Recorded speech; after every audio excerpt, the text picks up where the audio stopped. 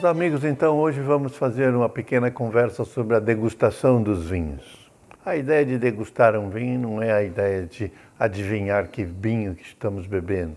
É fazer uma certa técnica usando as qualidades, os defeitos e uma maneira de avaliar a qualidade e o jeito de um vinho.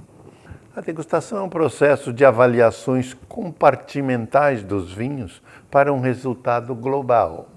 Ou seja, a gente avalia partes de cada vinho com a sensibilidade que a gente aprende ou tem e fazemos um diagnóstico global da qualidade do vinho. Então, para se avaliar um vinho, nós temos então que avaliar desde o aspecto visual, os olfativos, os gustativos e as sensações finais. Então, para que um vinho seja dissecado em todas essas etapas, é necessário saber alguns conceitos básicos, então. Os conceitos básicos são de perfeição, que variam do ótimo até ao inferior, até ao insuficiente. Então, no aspecto visual, nós podemos ver que um vinho é límpido, é turvo, é brilhante e ainda, no caso dos champanhes, contém bolinhas. A cor pode ser incorreta, aceitável e correta. Como eu falei, as bolinhas do champanhe, elas devem ser pequenas, em grande quantidade e muito persistente. Na avaliação normal das cores de um vinho, vemos nesse slide aqui que o vinho tinto, ele começa mais escuro e à medida que ele vai evoluindo, ele passa a se clarear. Ao passo que nos vinhos brancos, ele começa mais claro e vai devagarzinho ganhando uma cor mais dourada. Então, esse slide mostra bem um vinho de 4 anos, de 8 anos e o branco de 2 anos e um branco de 15 anos.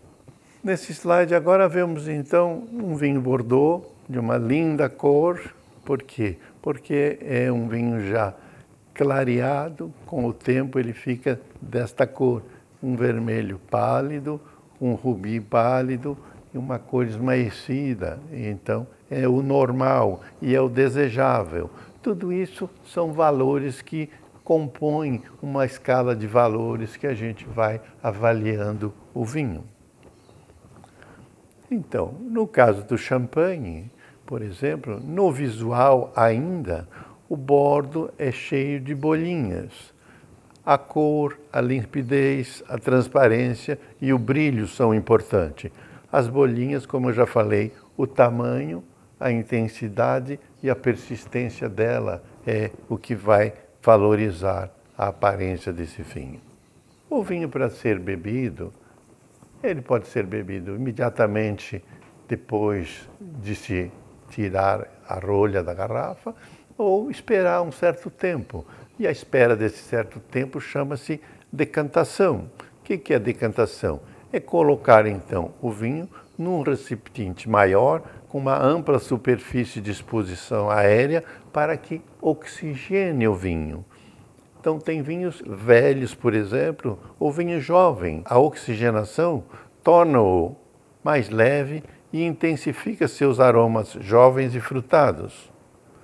Já no vinho mais velho, a abertura da garrafa elimina os aromas voláteis, desagradáveis e presos muitos anos na garrafa e revela um vinho com seus aromas limpos, complexos, maduros finais. Quando se faz a decantação na garrafa ou na taça, se permite uma aeração, mas quando se faz tecnicamente num recipiente maior, então vemos que um recipiente que tenha uma superfície de exposição ao ar é mais eficiente para que haja essa oxigenação do vinho. Então vemos aqui uma coleção de vinhos de Bordeaux que muitos anos que fizemos essa degustação de vinhos ótimos, excelentes e sempre colocados por um certo tempo. Cada vinho exige um certo tempo, mas como média não, como um desejo, 1 hora, 2 horas para vinhos velhos de Bordeaux é um bom tempo para tirar esses aromas indesejáveis. O exame olfativo, ele pode ser nasal ou direto. Então, sente-se o aroma, o perfume desses vinhos. Ou retronasal e indireto, que é quando a gente termina o gole e começa a deglutição, então é chamado um retrogosto, porque a gente sente os aromas do vinho quando já estamos na deglutição do vinho. Então, no exame olfativo, o que a gente vai anotar? A qualidade, a intensidade e a persistência dos aromas e dos perfumes desse vinho. Então, existe um critério imenso para dar nomes às qualidades desses aromas. Então, eu diria que, diretamente, um aroma material. Tem, então, aromas de frutas, de flores, de minerais ou de álcool. Ou podem também levar a evocações pessoais, como leve, pesado, redondo, macio. E ainda em evocações psicológicas. É um vinho alegre, é fácil, é festivo ou até de meditação. Então, o aroma dá todas as eficiências. E vamos mostrar mais para frente uma certa tabela de valores que a gente vai pontuando cada setor, cada segmento das qualidades do vinho. Um defeito grave nos aromas do vinho pode ser reconhecido, como o cheiro desagradável da rolha, que em francês se diz bouchonné, quer dizer, arrolhado, que é produzido por uma substância chamada tricloranisol, ou TCA. A segunda defeito grave é muito oxidado, foi exposto ao oxigênio em excesso. Isso porque não se cuidou bem da garrafa ou porque houve uma rolha de má qualidade que permitiu durante o envelhecimento uma oxidação e isso dá um aroma desagradável. Tem ainda aromas mais desagradáveis, como mofo, madeiras desagradáveis que ele ficou permanecendo, o aroma sulfuroso, que é devido ao enxofre. Ainda temos o ácido sulfídrico, que é de ovo deteriorado, de ovo podre. Temos ainda o aroma de alho e o avinagrado também, que é indesejável, quer dizer, aromas de vinagre. É muito grave essa qualidade desse vinho. As percepções gustativas da língua, elas observam em cada setor da língua uma certa particularidade, uma certa qualidade que ela pode definir melhor. Mas na língua toda se consegue perceber os diversos sabores que existem. Então, por exemplo, nesse slide nós vemos que na ponta da língua a gente sente melhor as substâncias doces. Na lateral da língua, a acidez. Na lateral posterior da língua, os sabores salgados. Na base da língua, o sabor verdadeiro da fruta, do nome dela, onde mais se percebe a identificação do sabor. E na base, na hora da deglutição, o amargor, que é uma qualidade desejável para numa certa intensidade, mas completamente indesejável se ele for a mais do que possa agradar o paladar da pessoa. As taças, por exemplo, são características. Cada região gosta de um tipo de taça.